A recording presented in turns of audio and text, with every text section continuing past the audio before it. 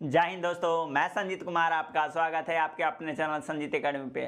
हम आपको पढ़ा रहे हैं एनसीईआरटी साइंस और एनसीईआरटी साइंस में बायोलॉजी खत्म हो गया और अब हम पढ़ा रहे हैं आपको क्या, फिजिक्स। उस फिजिक्स में हम आपको पिछली क्लास में अवतल दर्पण के बारे में बताए थे। अवतल दर्पण के बारे में हम आपको बताए थे। उससे पहले वाली क्लास में हम आपको ये बताए थे कि अवतल दर्पण का उपयोग कहाँ कहाँ पे होता है और उत्तल दर्पण का उपयोग कहाँ कहाँ होता है। पिछली क्लास में हम ये बताए थे कि अवतल दर्पण में जो प्रतिबिंब होता है, मतलब आपको बताए थे कि प्रतिबिंब के लिए मिनिमम दो रेखा अवश्य जरूरत है, मतलब दो रे की आवश्यकता, मतलब दो किरण की आवश्यकता, हर हाल में दो किरण होना चाहिए। जब दो किरण जब दो किरण मिलेगा तभी क्या होगा, एक प्रतिबिंब का निर्माण हो सकता है, नहीं तो अन्यथा नहीं हो सकता है। तो हम आपको तीन कंडीशन बताए थे। हम उस तीन कंडीशन के बारे में आपको बताए थे। एक कंडीशन आपको ये बताए थे, यदि कोई रेखा मुख्य अक्ष के समानांतर, जैसे कि हम आपको बताए थे, यदि कोई रेखा, ये मान लीजिए एक दर्पण हो गया और ये क्या हो गया, मुख्य अक्ष हो गया, ये पोल हो गया, ये मुख्य अक्ष हो गया। तो हम आपको बताए थे यहाँ पे अगर मान लीजिए सी है और यहाँ पे एफ है, तो हम आपको बताए थे सी और पी के दूरी को पी के बीच की दूरी को त्रिज्या बोलते हैं और इसकी आधी दूरी को क्या बोलेंगे, फोकस दूरी बोलेंगे। तो हम आपको बताए थे कि यदि मुख्य अक्ष के समानांतर कोई किरण अगर गुजर रही है तो कहाँ से होकर गुजरेगी, तब मुख्य फोकस से होकर गुजरेगी। कहाँ से गुजरेगी, तब फोकस होकर गुजरेगी। कहाँ से होकर गुजरेगी, फोकस से होकर गुजरेगी। हम आपको यह नियम नंबर 1 में बताए थे। क्या बताए थे, नियम नंबर 1 बताए थे। तो नियम नंबर 1 में आपको हम बताए थे कि यदि कोई रेखा मुख्य अक्ष के समानांतर परावर्तक सतह से टकराकर कहाँ जाएगी, तो वह मुख्य फोकस से होकर गुजरेगी। मुख्य फोकस से होकर गुजरेगी। नियम नंबर 1 बताया था। नियम नंबर 2 आपको हम बताए थे। नियम नंबर 2 में आपको बताए थे कि यदि कोई दर्पण ये मुख्य अक्ष हो गया, इसमें क्या हो गया, सी हो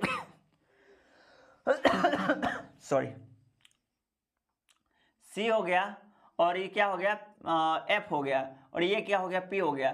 तो दूसरा नियम कह रहा है, दूसरा नंबर नियम कह रहा है कि यदि कोई किरण अगर मुख्य फोकस से होकर गुजरती है और परावर्तक सतह से टकराने के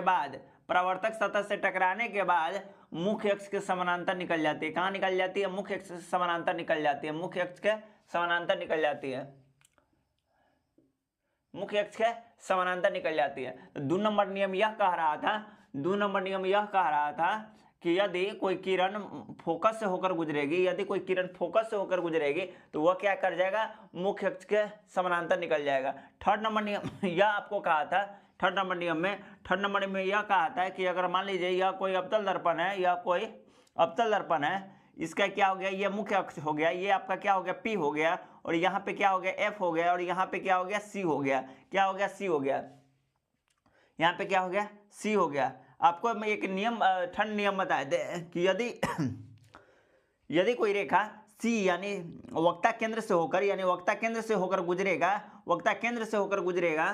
तो यह वक्ता केंद्र पर ही रिटर्न आ जाएगा। यह कहाँ आ जाएगा, वक्ता केंद्र पर ही रिटर्न चला जाएगा। तो यही 3 नियम हमको बताए थे।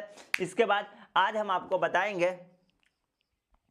कि यदि अवतल दर्पण में कोई वस्तु अनंत पे हो तो उसका प्रतिबिंब कैसा बनेगा, तो उसके बारे में हम जानने का प्रयत्न करेंगे। चलिए, ये तीनों नियम था, हम ये तीनों नियम आपको समझा दिए। क्या किए, समझा दिए।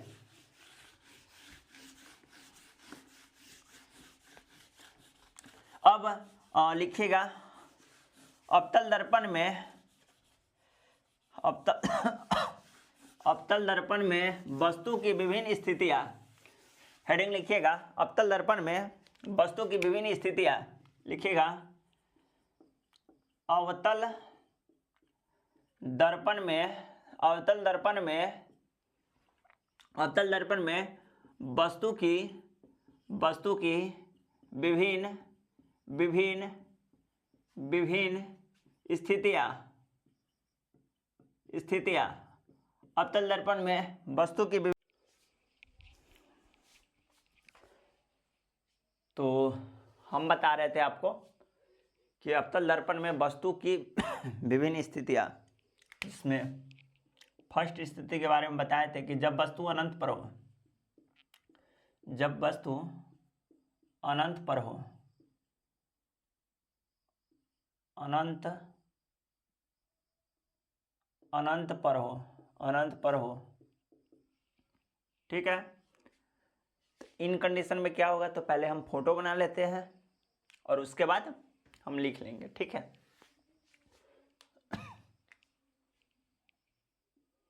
ये है क्या, ये है उत्तल दर्पण। क्या है, उत्तल दर्पण।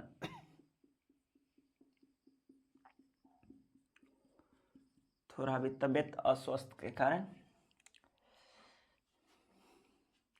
उसके बाद ये क्या हो गया, ये हो गया आपका मुख्य अक्ष, और ये हो ध्रुव यानी पोल हो गया, ठीक है।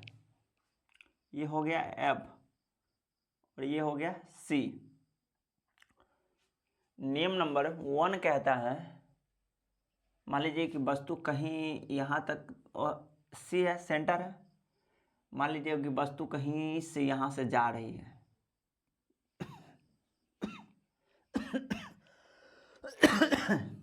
कहाँ जा रही है, तो मुख्य अक्ष के समानांतर। ये वस्तु हो गया, कहीं वस्तु अनंत पे रखा हुआ है, क्या है सॉरी, वस्तु अनंत पे रखा हुआ है, ठीक है।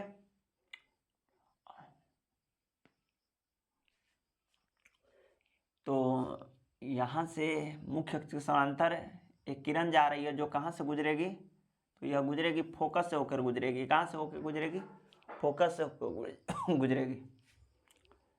तो ये नियम नंबर किस में है, तो नियम नंबर 1 में है। कहाँ है, नियम नंबर 1 कहता है कि यदि कोई रेखा मुख्य अक्ष के समानांतर गुजरती है, यदि कोई रेखा मुख्य अक्ष के समानांतर गुजरती है, तो ये कहाँ से निकलती है, ये फोकस से होकर गुजरती है। कहाँ से होकर गुजरती है, फोकस से होकर गुजरती है।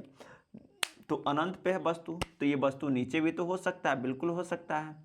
तो नीचे में भी वही कंडीशन है कि अगर मान लीजिए कोई भी वस्तु कोई रेखा अगर यहाँ से या जाती है, यहाँ से जाती है, तो यहाँ से टकराने के बाद, तंगा इसको ऊपर कर लीजिए, ठीक है। यहाँ से टकराती है और यहाँ से टकराने के बाद फिर क्या, ये मुख्य अक्ष क्या हो गया, समानांतर हो गया। क्या हो गया, मुख्य अक्ष के समानांतर हो गया। तो यह रेखा मुख्य अक्ष के समानांतर हो गया, तो कहाँ से गुजरेगा, तो यह फोकस से होकर गुजरेगा। कहाँ से गुजरेगा, तो फोकस से गुजरेगा, अर्थात इस फोकस में ही बनेगा। कहाँ बनेगा, तो इस फोकस पे प्रतिबिंब बनेगा। कहाँ बनेगा इसका प्रतिबिंब, फोकस पे ही बनेगा। कहाँ बनेगा, तो फोकस पे बनेगा। तो लिखिएगा, जब वस्तु अनंत पे हो, इस फोटो को आप पहले बना लीजिए। फोटो के नीचे लिखिएगा कि जब वस्तु नियम नंबर 1, इसमें भी दोनों नियम नंबर 1 ही काम करता है। क्या करता है, दोनों नियम नंबर 1 काम करता है। लिखिएगा, जब वस्तु अनंत पे हो, जब वस्तु अनंत पे हो, लिखिएगा इसको, जब वस्तु अनंत पे हो ऐसा करके देख लीजिएगा। फिर लिखिएगा, जब वस्तु अनंत पर हो, जब वस्तु अनंत पर हो, तो वस्तु का प्रतिबिंब, वस्तु का प्रतिबिंब देखिए, हम आपको एकदम बहुत सटीक से समझाने का प्रयत्न कर रहे हैं। हम आपको 3 नियम बताए थे, तीनों नियम आपको बता दिए क्या क्या हम पढ़ाए थे। उसके बाद हम यहाँ पे कौन से नियम लगाए, फर्स्ट नियम लगाए हैं कि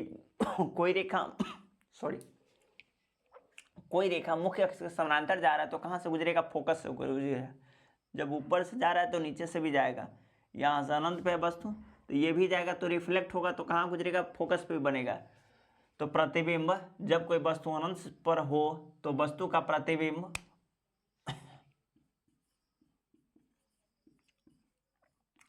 फोकस पर बनेगा। कहाँ बनेगा, फोकस यानी एफ पर बनेगा। कहाँ बनेगा, एफ पर बनेगा, मतलब फोकस पर बनेगा। फोकस पर बनेगा, कैसा बनेगा, तो लिखिएगा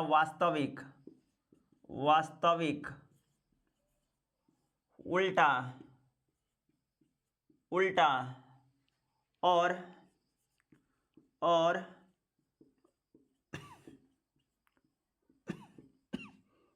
सॉरी वस्तु से बहुत छोटा बनेगा, वस्तु से बहुत छोटा बनेगा। कहाँ है? वस्तु अनंत पे है। जब वस्तु अनंत पे फोकस पे बनेगा तो यहीं पे बनेगा, यहीं पे बनेगा। उल्टा बनता है और छोटा बनता है। क्या बनता है? उल्टा बनता है, बहुत ही छोटा बनता है। ये आप लिख लिए। कंडीशन नंबर सेकेंड लिखिएगा कि वस्तु अब अनंत पे है। अब वस्तु अनंत और वक्ता केंद्र के बीच में कहीं रहेगा। वस्तु अनंत और वक्ता केंद्र के बीच में रहेगा। कहाँ रहेगा? वस्तु अनंत और वक्ता केंद्र के बीच में रहेगा। तो चलिए फिर से हम पहले फोटो बनाएंगे, उसके बाद हम समझेंगे। फोटो समझ में आ गया तो लिखना कुछ नहीं है। चलिए लिखिएगा 2 नंबर में, इसको आप बना लीजिएगा। 2 नंबर में लिखिएगा वस्तु कहाँ होगा? अनंत और किसके बीच? अनंत और वक्ता केंद्र के बीच। वक्ता केंद्र के बीच, वक्ता केंद्र के बीच। यदि कोई बच्चा अगर 10th में भी हो, क्लास 10th में भी हो, तो हम उसको विश्वास दिलाना चाहते हैं कि इस तरह से आप नहीं पढ़े होइएगा। इस तरह से आप भी 10th में नहीं पढ़ेगा, तो आप 10th में है उसके लिए भी जरूरी है। तो वस्तु अनंत और वक्ता केंद्र के बीच हो। कहाँ हो? बीच हो। इस फोटो को बना लिए होइएगा। इस फोटो को हम हटाते हैं और ये वाला हम फोटो बताते हैं। जो अभी हम सेकेंड नंबर कंडीशन लिखे हैं उसका हम फोटो बनाते हैं। चलिए इसको आप लिख लिए होइएगा। इसमें पूछता क्या है? तो इसमें पूछता यही है कि जब वस्तु अनंत पे हो तो प्रतिबिंब कहाँ बनेगा? तो फोकस पे बनेगा। कैसा बनेगा? वास्तविक, उल्टा और वस्तु से छोटा। हम आपको ये दिखा भी दिए, यही पूछता है। बस हो गया। इसको हम याद भी करवा देंगे, आप टेंशन मत लीजिए। बस अभी आप लिख लीजिए और ध्यान में रखिएगा। इसको कैसे बस चुटकी बजाते आपको याद हो जाएगा। देखिए हम आपको बता रहे थे क्या? तो हम आपको बताए कि मान लीजिए ये कोई अवतल दर्पण हो गया। ये कोई अवतल दर्पण हो गया। बार वाला भाग कलई किया क्या है? बार वाला भाग कलई किया हुआ। ये क्या हो गया? ये हो गया कोई फोकस मुख्य अक्ष हो गया। ये क्या हो गया? पोल हो गया। ये हो गया एफ यानी फोकस हो गया। ये क्या हो गया? सी हो गया। और अनंत और सी के बीच में क्या है? कोई वस्तु है। क्या है? कोई वस्तु है। तो अनंत और सी के बीच में कोई वस्तु है। तो यह जब वस्तु है तो एक वस्तु कहाँ जाएगा? मुख्य अक्ष के समानांतर यहाँ पे रिफ्लेक्ट होगा। तो कहाँ जाएगा? जब मुख्य अक्ष के समानांतर रहता है तो कहाँ से गुजरता है? फोकस से होकर गुजरता है। कहाँ से गुजरता है? फोकस से होकर गुजरता है। और जब फोकस से होकर गुजरेगा उसके बाद कहाँ गुजरेगा? तो फोकस से होकर गुजरता है। कहाँ से गुजरता है? तो फोकस से होकर गुजरता है। उसके बाद यह कौन सा नियम काम किया? तो यह नियम नंबर 1 काम किया। कौन सा नियम काम किया? तो नियम नंबर 1 काम किया। कौन सा नियम काम किया? 1 काम किया। कौन सा नियम काम किया? 1 काम किया। अगर मान लीजिए आप तंगा थोड़ा सोचिए कि अगर मान लीजिए हम यहाँ से अगर मुख्य फोकस से होकर गुजार रहा है, मुख्य फोकस से होकर गुजार रहा है, तो ये कहाँ जाएगा? ये कहाँ जाएगा? देख लीजिए। तो अगर मान लीजिए कि यहाँ से मुख्य फोकस से होकर गुजारेंगे तो इसका प्रतिबिंब कहाँ बन रहा है? इसका प्रतिबिंब कहाँ बन रहा है? कट कहाँ पे हो रहा है? तो सी और एफ के बीच में कट हो रहा है। कहाँ हो रहा है? तो सी और एफ के बीच में काम हो रहा है। तो यहाँ पे कौन नियम लागू हुआ? 1 नंबर नियम और 3 नंबर नियम। 1 नंबर नियम और 3 नंबर नियम काम हुआ। फिर से आप समझने का प्रयत्न कीजिएगा। यदि कोई रेखा मुख्य अक्ष के समानांतर जाएगा और फोकस से होकर गुजरेगा, जब मुख्य अक्ष के समानांतर जाएगा तो कहाँ गुजरेगा? तो फोकस से होकर गुजरता है। कहाँ से गुजरता है? तो फोकस से होकर गुजरता है। ठीक है।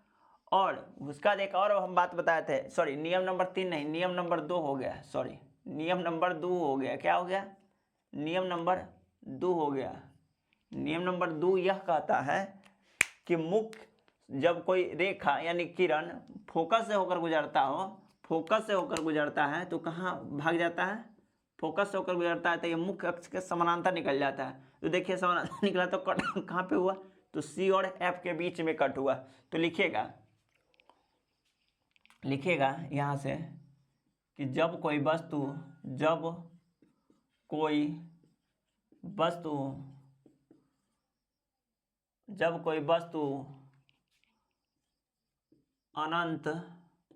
अनंत यानी अनंत और वक्रता केंद्र यानी सी के बीच हो तो उसका प्रतिबिंब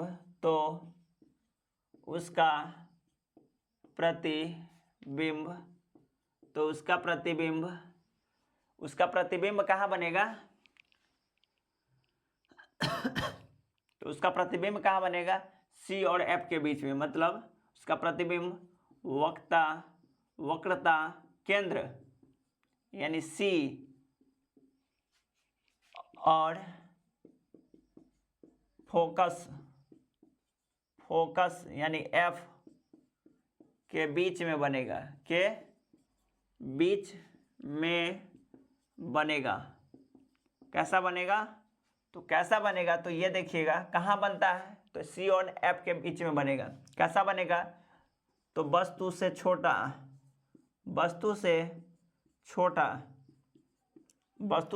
छोटा कॉमा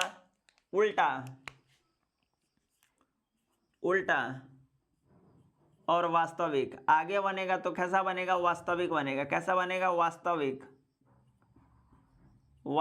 कैसा बनेगा? वास्तविक। तो वस्तु से छोटा, उल्टा एंड वास्तविक बनेगा।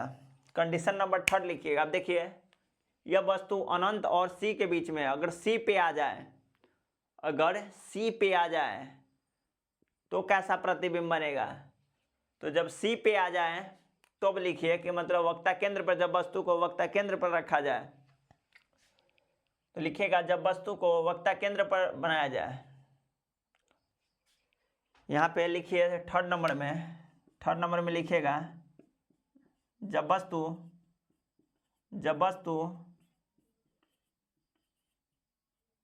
वक्रता केंद्र पर हो, केंद्र यानी सी पर हो तो हम पहले फोटो बनाएंगे। क्या? हम पहले फोटो बनाएंगे। तो इस फोटो को हटाते हैं। आप फोटो बना लिए होगा, उसके नीचे लिख लीजिएगा यह फोटो हम हटाते हैं। एक दूसरा हम फोटो बनाते हैं। उस फोटो में आप किस तरह से बनाइएगा? देखिए ये क्या हो गया? ये कोई अवतल दर्पण हो गया। क्या हो गया? ये अवतल दर्पण हो गया। बाहर वाला भाग क्या हो गया? कलई क्या हो गया? कलई क्या हो गया? ये मुख्य अक्ष हो गया, सॉरी हाँ ये मुख्य अक्ष, ठीक है। ये पी हो गया, ये एफ हो गया और यह सी हो गया। क्या हो गया? सी हो गया। अगर मान लीजिए कि वस्तु सी पर है, कहाँ है? वस्तु सी पर है तो यह मुख्य अक्ष के समानांतर जाएगा। रेखा मुख्य किरण कहाँ जाएगा? मुख्य अक्ष के समानांतर जाएगा। तो कहाँ से गुजरेगा? तो फोकस से होकर गुजरेगा। कहाँ से गुजरेगा? तो फोकस से होकर गुजरेगा। उसके बाद यह नियम नंबर कितना लगा? 1 लगा। नियम नंबर 1 लगा। नियम नंबर 2 ये कहता है कि अगर मुख्य अक्ष के समानांतर, यदि मुख्य अक्ष के समानांतर कोई रेखा जा रही है, कहाँ जाएगा? मुख्य अक्ष के समानांतर कोई रेखा जाएगा। कहाँ जाएगा? मुख्य अक्ष के समानांतर, मुख्य अक्ष के समानांतर कोई रेखा जाएगा।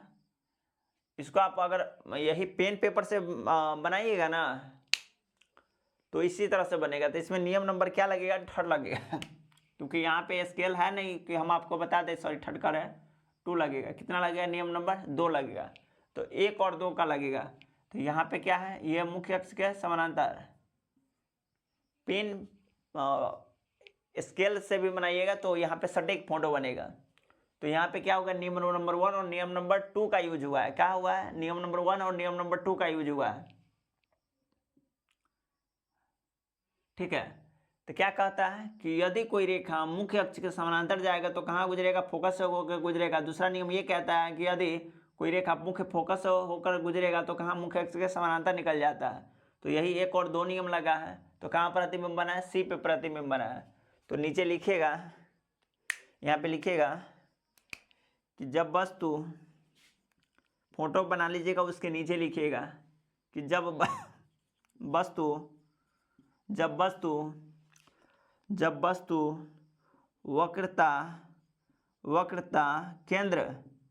वक्रता केंद्र यानी सी पर हो तो उसका प्रतिबिंब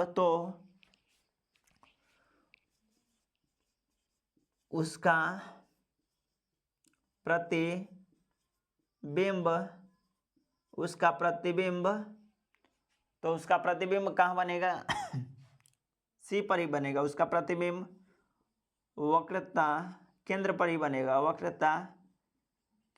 बनेगा, केंद्र पर बनेगा। कहाँ बनेगा, वक्रता केंद्र पर बनेगा। कैसा बनेगा, तो वास्तविक बनेगा वास्तविक उल्टा और वस्तु के बराबर बनेगा, उल्टा और वस्तु के बराबर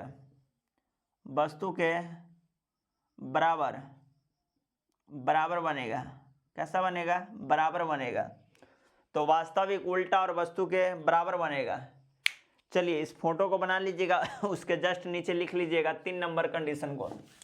अब वस्तु सेंटर सी पे आ गया, अब वस्तु आगे बढ़ेगा मतलब सी और एफ के बीच में वस्तु आएगा। कहाँ आएगा, सी और एफ के बीच में। मतलब आप ये कह लीजिए कि जब वस्तु कहाँ होगा, तो जब वस्तु वक्रता केंद्र और फोकस के बीच में हो तो कैसा प्रतिबिंब बनेगा।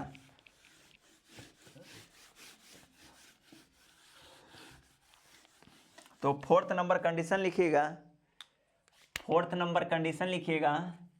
फोर्थ में लिखिएगा जब वस्तु कहाँ होगा, वक्रता केंद्र यानी सी और एफ के बीच में, वक्रता केंद्र और फोकस के बीच में होगा, फोकस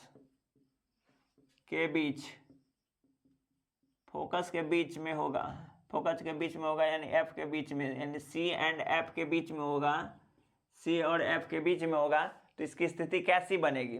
तो आइए हम फिर से एक अवतल दर्पण बनाते हैं। क्या करते हैं, फिर से एक अवतल दर्पण बनाते हैं। क्या करेंगे, एक अवतल दर्पण बनाते हैं। उभरा हुआ भाग कलई है, ये क्या हो गया, ये एफ हो गया और ये हो गया क्या, सी हो गया। वस्तु कहाँ है, तो वस्तु यहाँ पे है, ठीक है, वस्तु यहाँ पे है यानी सी और एफ के बीच में। तो देखिए जब वस्तु सी और एफ के बीच में हो तो यह क्या करेगा, एक किरण रिफ्लेक्ट होगा नियम नंबर 1 के तहत। कौन सी, तो क्या जाएगा, कहाँ से गुजरेगा, तो मुख्य फोकस से होकर गुजरेगा। कहाँ से गुजरेगा, फोकस से होकर गुजरेगा। कहाँ गुजरेगा, फोकस से होकर गुजरेगा। उसके बाद दूसरा रेखा एक गुजरेगा कहाँ से, तो यहाँ से गुजरेगा। कहाँ,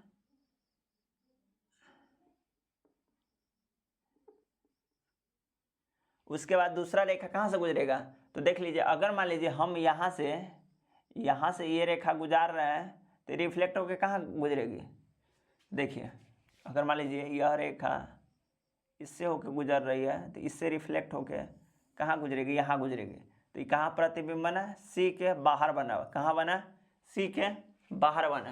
कहाँ बना, तो सी के बाहर प्रतिबिंब बना। कहाँ प्रतिबिंब बना, सी के बाहर प्रतिबिंब बना, या ठीक है, सी के बाहर प्रतिबिंब बना। तो ये एक नंबर नियम लगा, इसमें कौन नियम, 2 नंबर नियम लगा।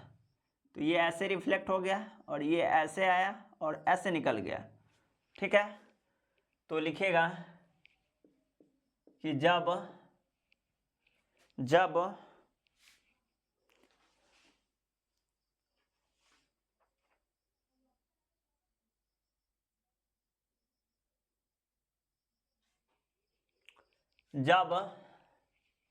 वस्तु जब वस्तु वक्रता केंद्र यानी सी और फोकस यानी एफ के बीच हो तो उसका प्रतिबिंब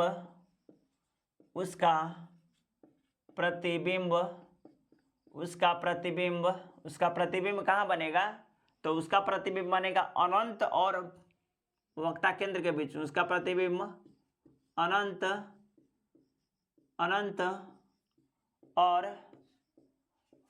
वक्रता केंद्र यानी सी वक्रता केंद्र सी के बीच बनेगा। सी के बीच बनेगा। कैसा बनेगा? तो लिखेगा वास्तविक, यानी जब दर्पण के सामने बनेगा तो किस तरह से बनेगा? वास्तविक उल्टा और वस्तु से बड़ा, उल्टा और वस्तु से बड़ा और वस्तु से बड़ा और वस्तु से बड़ा और वस्तु से बड़ा प्रतिबिंब बनेगा। कैसा प्रतिबिंब बनेगा? तो वस्तु से बड़ा प्रतिबिंब बनेगा। वस्तु से बड़ा प्रतिबिंब बनेगा। कैसा प्रतिबिंब बनेगा? तो वस्तु से बड़ा प्रतिबिंब बनेगा। उस फोटो को बना लीजिएगा, उसके नीचे या लिख लीजिएगा। इसके बाद लिखिएगा 5 नंबर में कि जब वस्तु 5 नंबर में लिखिएगा कि जब वस्तु 5 नंबर में लिखिएगा जब वस्तु, अब देखिए वस्तु यहाँ पे आ गया है। कहाँ पे आप जाएगा? वस्तु फोकस पे। तो लिखिएगा जब वस्तु फोकस पे हो। कहाँ हो? फोकस पर। फोकस यानी एफ पर हो। फोकस एफ पर हो तो उसका प्रतिबिंब कैसा बनेगा यह हम देखेंगे। इस फोटो को बना लिए होइएगा आप। अगर नहीं बनाए होइएगा तो आप वीडियो रोक कर बना लीजिएगा, ठीक है। हम इस फोटो को हटाते हैं और 5 नंबर कंडीशन के अनुसार फोटो को बनाते हैं, ठीक है। चलिए अब फोटो में क्या कह रहा है, कह क्या रहा है 5 नंबर कंडीशन में कि जब वस्तु फोकस पे हो तो उसका प्रतिबिंब किस तरह से बनेगा। तो पहले हम फोटो को देखते हैं, फिर हम उसके बाद लिखेंगे। यह क्या हो गया? अवतल दर्पण हो गया। क्या हो गया? अवतल दर्पण हो गया। ये बार वाला भाग क्या है? क्लई किया हुआ है। क्या है? क्लई किया। ये भाग क्या हो गया?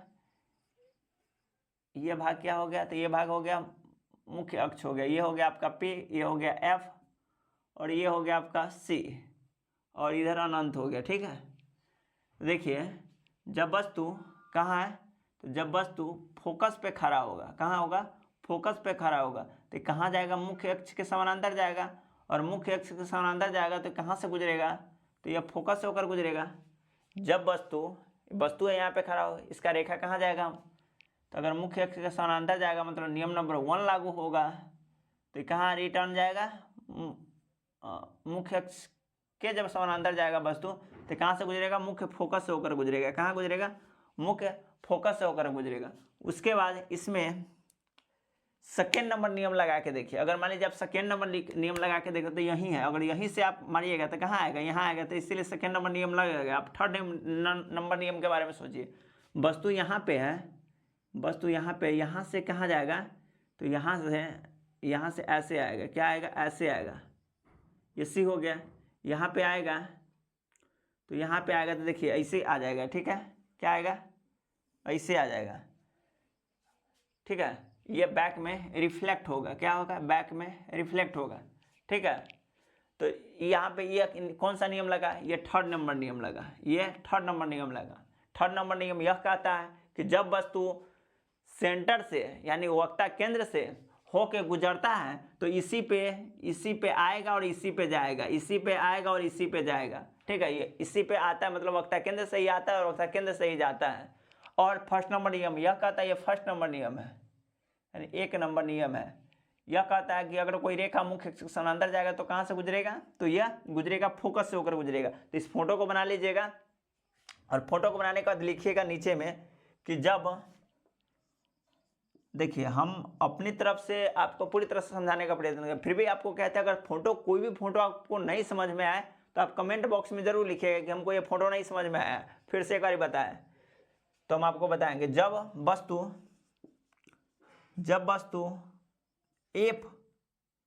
एफ पर हो, यानी फोकस पर हो तो उसका प्रतिबिंब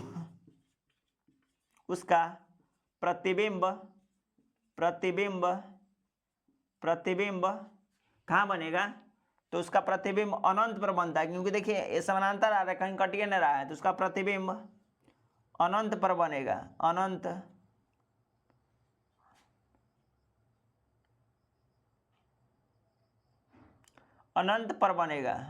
पर बनेगा, कहाँ बनेगा, अनंत पर बनेगा। कैसा बनेगा, तो देखिए इधर दर्पण के इस साइड में है, मतलब पीछे नहीं है, दर्पण के फ्रंट पे है, तो कैसा बनेगा, तो वास्तविक बनेगा।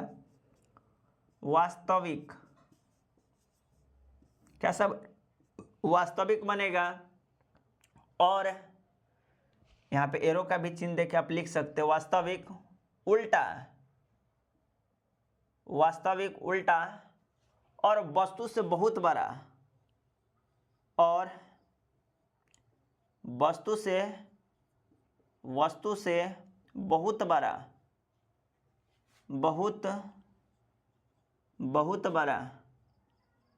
वस्तु से बहुत बड़ा बनेगा। तो उम्मीद करते हैं आप इस फोटो को समझे होइएगा और इसको नीचे लिख लीजिएगा। इसके बाद 6 नंबर कंडीशन में क्या कहता है, तो 6 नंबर कंडीशन में कहता है जब वस्तु फोकस, अब वस्तु फोकस पे आ गया, फोकस और पोल के बीच में आएगा, कहाँ आएगा, फोकस और पोल के बीच में आएगा। तो जब वस्तु फोकस और पोल के बीच में होगा तो कैसा प्रतिबिंब बनेगा,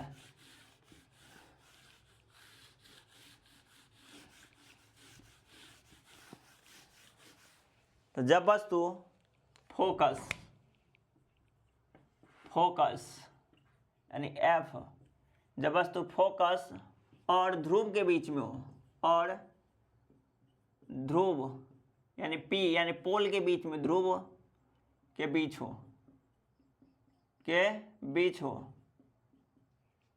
हो, जब वस्तु ध्रुव और पोल के बीच हो, कहाँ हो, जब वस्तु ध्रुव और पोल के बीच में हो। चलिए इस फोटो को आप बना लीजिए, उसके नीचे जस्ट लिख लीजिएगा। उम्मीद करते हैं कि आप फोटो बना लिए होइएगा। तो चलिए इस फोटो को हटाते हैं, फिर से अवतल दर्पण एक लेते हैं और उसमें फोटो बनाने का प्रयत्न करते हैं। आइए, ये कोई अवतल दर्पण हो गया, इसका उभरा हुआ भाग क्या है, क्लई किया हुआ है। इसका उभरा हुआ भाग क्या है, क्लई किया हुआ है, यानी पेंट किया हुआ है। और ये हो गया आपका क्या, मुख्य अक्ष हो गया, ये हो गया एफ हो गया, ये हो गया पी हो गया, और ये हो गया आपका सी हो गया। ठीक है, अब वस्तु कहाँ है, तो वस्तु है सी और पी के बीच में, वस्तु है सी और पी के बीच में। वस्तु कहाँ है, सी और पी के बीच में। तो वस्तु कहाँ है, सी और पी के बीच में। तो वस्तु कहाँ जाएगा, तो वस्तु जाएगा मुख्य अक्ष के समानांतर, वस्तु मुख्य अक्ष के समानांतर जाएगा। तो यह रिफ्लेक्ट होके कहाँ आएगा, तो यह रिफ्लेक्ट होके आएगा कहाँ, तो फोकस पे आएगा। कहाँ पे आएगा, तो फोकस पे आएगा।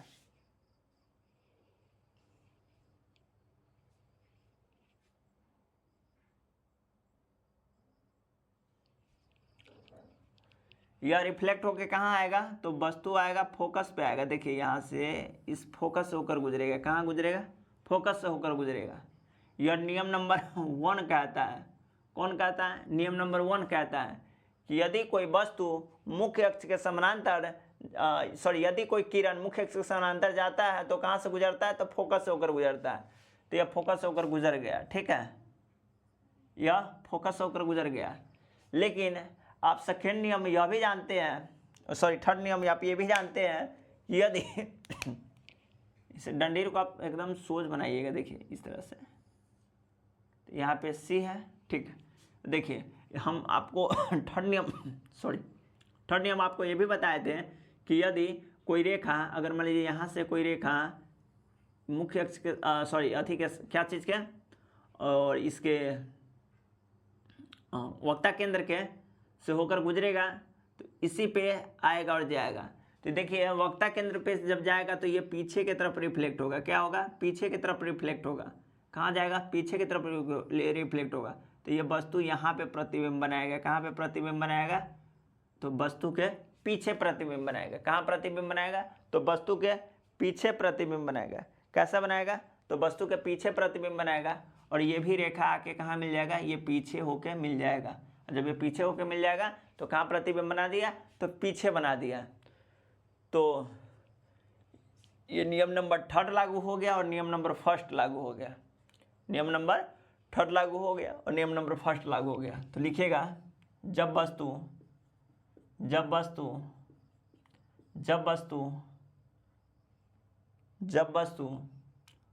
F और P के बीच हो यानी ध्रुव के बीच हो तो उसका प्रतिबिंब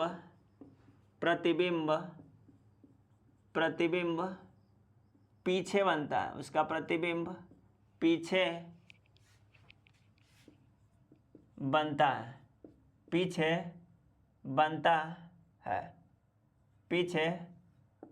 है।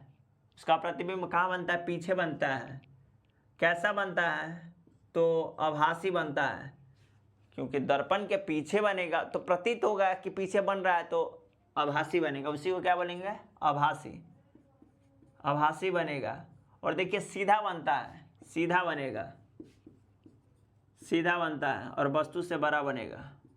वस्तु से बड़ा बनता है। इस फोटो को बनाइएगा, उसके जस्ट नीचे लिख दीजिएगा। और इसके बाद हम आपको बताएंगे कि आपको यह याद किसे रखना है। मान लीजिए ये हम आधे घंटा का जो क्लास किए हैं, आप इतना याद रखिएगा, नहीं याद होगा भूल जाइएगा। समझ सकते हैं एग्जाम में आपको कैसे याद रहेगा। तो इसका भी हम छोटा ट्रिक बता देते हैं।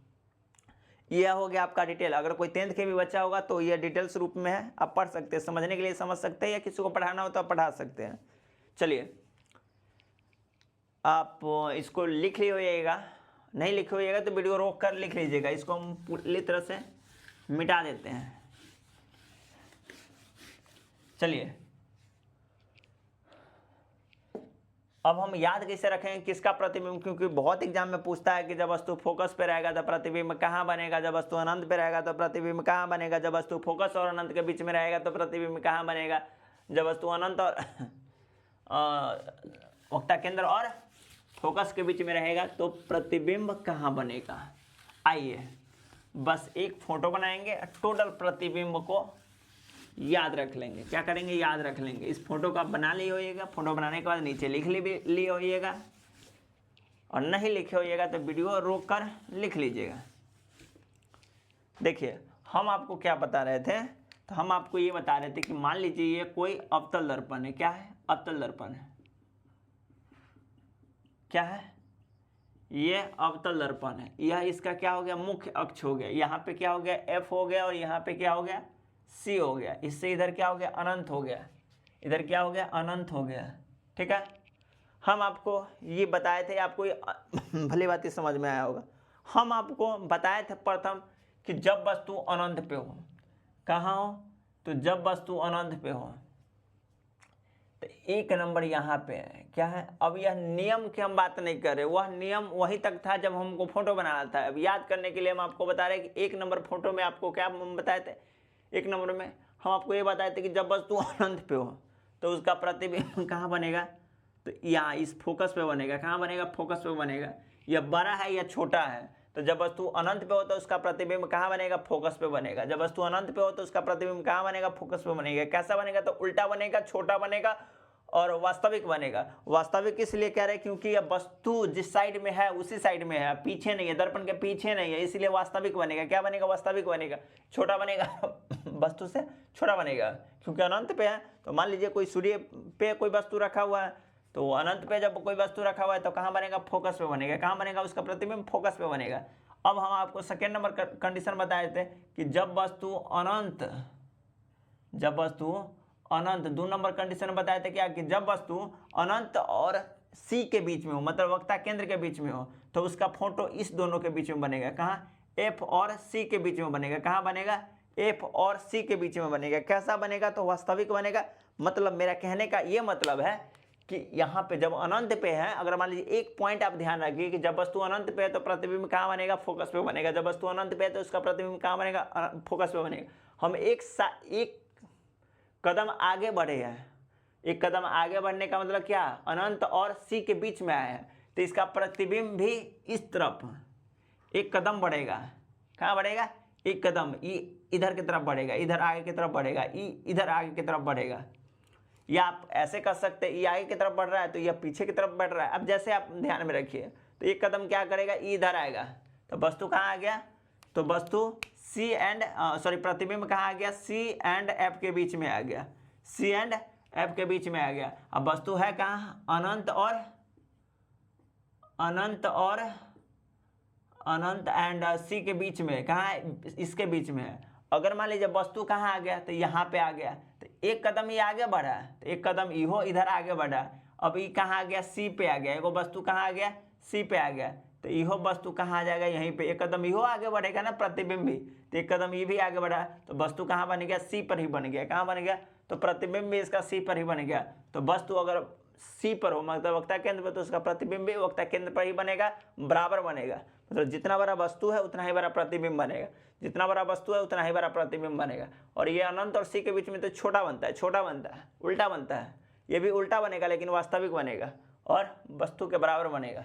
उसके बाद जब वस्तु अब यहाँ पे आ गया, तो वस्तु बढ़ेगा कहाँ? यहाँ पे बढ़ेगा। कहाँ बढ़ेगा? इससे आगे बढ़ेगा, यहाँ पे बढ़ेगा। ठीक है, तो जब वस्तु एक कदम आगे बढ़ा तो एक कदम और ही पीछे बढ़ेगा, तो इसका प्रतिबिंब एक कदम और पीछे बढ़ेगा। कहाँ बढ़ेगा? एक कदम और पीछे बढ़ेगा, मतलब सी और अनंत के बीच में आ जाएगा। तो जब वस्तु किसके बीच में रहेगा? सी एंड एफ के बीच में रहेगा। सी एंड एफ के बीच में रहेगा। इसका प्रतिबिंब कहाँ बनेगा? अनंत और सी के बीच में, यानी सी और अनंत के बीच में इसका प्रतिबिंब बनेगा। कैसा बनेगा? तो वस्तु से बड़ा बनेगा, उल्टा बनेगा और वास्तविक बनेगा। और जब वस्तु एफ पर हो, तो एक कदम वो आगे बढ़ा है तो एक कदम यो आगे बढ़ेगा, तो वस्तु कहाँ चला जाएगा? अनंत पे चला जाएगा। वस्तु कहाँ चला जाएगा? अनंत पे चला जाएगा। और एक कंडीशन लास्ट में रह गया कि जब वस्तु एफ पर बना हो, जब वस्तु एफ एंड सी पी के बीच बना हो, मतलब फोकस और पी के बीच बना हो, तो ये वस्तु कहाँ जाएगा? तो ये पीछे बनेगा। इसका प्रतिबिंब कहाँ बनेगा? पीछे बनेगा। कैसा बनेगा? तो आभासी बनेगा, आभासी एंड सीधा, आभासी सीधा बनेगा, आभासी बनेगा और बड़ा बनता है। क्या बनता है? बड़ा बनता है। तो यही तो एक कंडीशन था। इसके बाद क्या हम पढ़ेंगे कल? तो इसके बाद हम पढ़ेंगे कल उत्तल दर्पण के बारे में। चाहे 5 मिनट टाइम दीजिएगा तो हम आपको उत्तल दर्पण के बारे में भी समझा देंगे। क्या करेंगे? उत्तल दर्पण के बारे में भी समझा देंगे। तो चलिए लिखिए लीजिए आप उत्तल दर्पण से बने प्रतिबिंब के बारे में, या फिर रहने दीजिए, काफ़ी लंबा वीडियो हो जाएगा। उत्तल दर्पण के बारे में हम आपको कल बता देंगे। क्या करेंगे? कल बता देंगे। आज के लिए इतना ही। उसमें मात्र 2 ही कंडीशन आता है। एक, जब वस्तु अनंत पर हो, तो वस्तु अनंत पे होगा तो कहाँ बनेगा? फोकस पे बनेगा। उसमें एक और दूसरा कंडीशन आता है कि वस्तु अनंत और फोकस के बीच में हो, अनंत और पोल के बीच में हो, मतलब पोल कहने का मतलब ध्रुव के बीच में हो। बस 2 ही कंडीशन आता है। उसके बाद उत्तल दर्पण हम कल पढ़ लेंगे। तो आज के लिए इतना ही, और फिर मिलते हैं आपसे कल। जो हम आज पढ़ाए हैं उम्मीद करता हूँ बहुत ही अच्छे से पढ़ाए हैं। आप इस तरह से 10th में भी नहीं पढ़े होइएगा। तो अगर आपको वीडियो अच्छी लग रही हो तो आप अपने दोस्तों के साथ शेयर कीजिएगा। अगर आपको वीडियो नहीं अच्छी लग रही तो आपको क्या प्रॉब्लम है, वो वीडियो के कमेंट बॉक्स में आप कमेंट जरूर कीजिएगा, क्योंकि हम आपके कमेंट को बहुत ही बारीकी से पढ़ते हैं और उस पर अध्ययन करते हैं। और आगे ऐसी गलती ना हो उसके लिए भी हम कोशिश करते हैं कि नेक्स्ट क्लास में इस तरह की गलतियां ना हो, या फिर हम आपको इस तरह से समझाएं कि समझ में आ जाए। धन्यवाद। जय हिंद।